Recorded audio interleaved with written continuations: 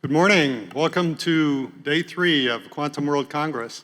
We've had an exciting time the last couple of days. First day with boot camps and workshops. Yesterday with beginning the full plenary and full schedule here. And today we have another very action-packed day with great speakers and great information I think you're going to want to hear. So let me share a little bit about yesterday and just recap some of the announcements and some of the interesting things that were shared.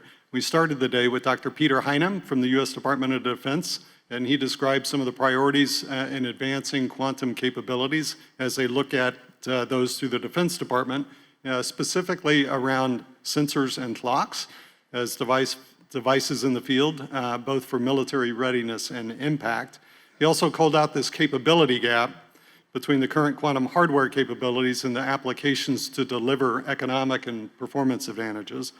And closing this gap requires innovation hubs.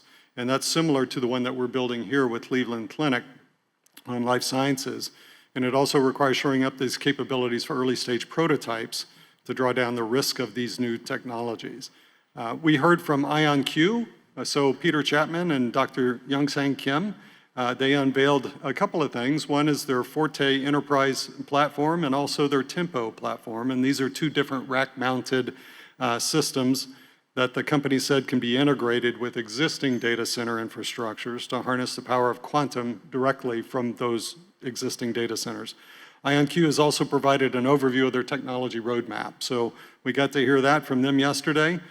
Connected DMV announced the winner of this year's quantum startup pitch. So if you did not see those pitches, maybe you heard yesterday the winner talk a little bit about that. The winner is Abhishek Chopra of Boson Q Psi.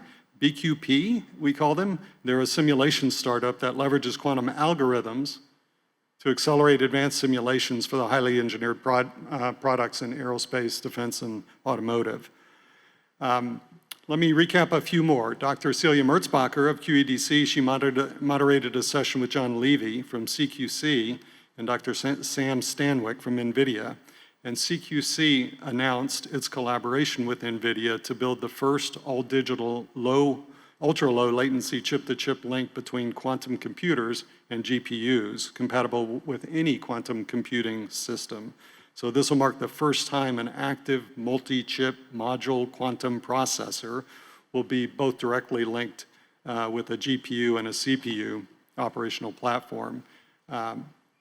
So exciting news, very exciting news there. In the afternoon session, we heard a little bit from Pam Melroy at NASA. She gave us some great insights into what their strategy is going forward.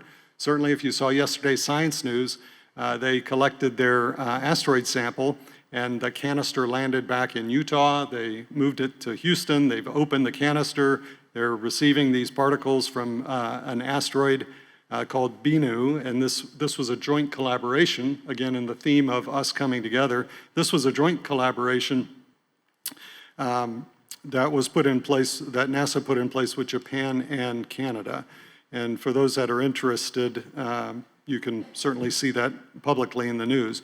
The announcements that the Deputy Administrator made here yesterday, two big announcements. One, that NASA Goddard will open a new quantum lab to bring together atomic physicists, instrument systems engineers, and application scientists from across industry, academia, and government together into a single research center right here in Greater Washington, built here.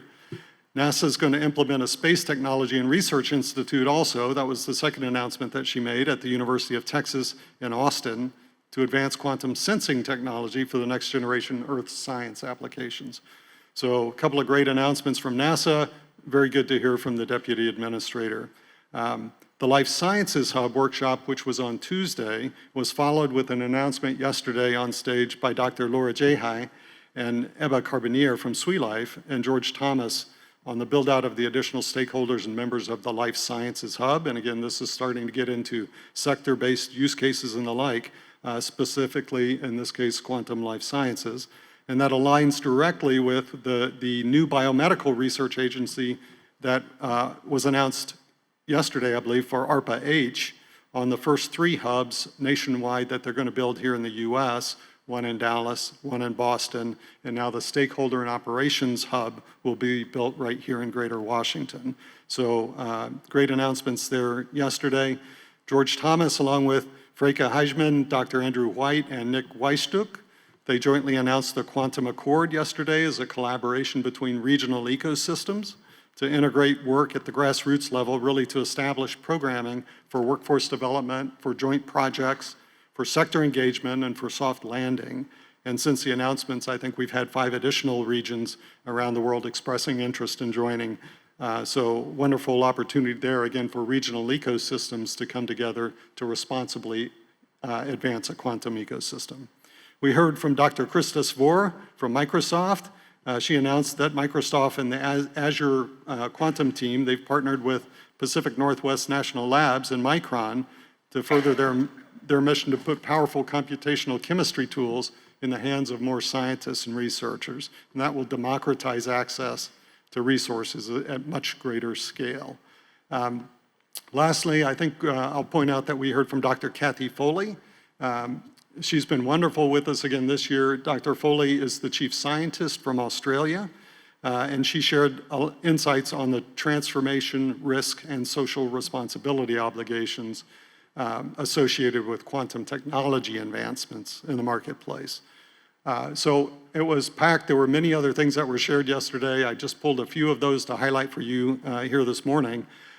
Today, similarly packed with a lot of interesting announcements and news.